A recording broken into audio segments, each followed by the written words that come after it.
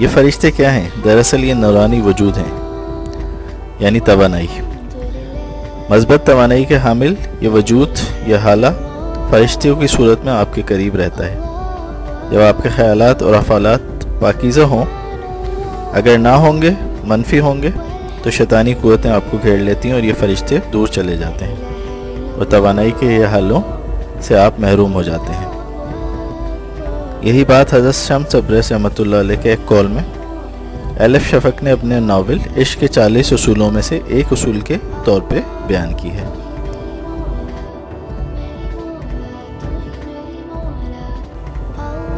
آپ فرماتے ہیں یہ دنیا اس برفانی پہاڑ کی طرح ہے جہاں بلند کی گئی ہے ہر چیز، ہر آواز، یہ پہاڑوں سے ٹکرا کے بازگشت کی صورت میں واپس ہم تک پہنچتی ہے۔ جب بھی تم کوئی اچھی چیز یا بری بات کرو گے تم تک وہ ضرور پلٹ کے آئے گی۔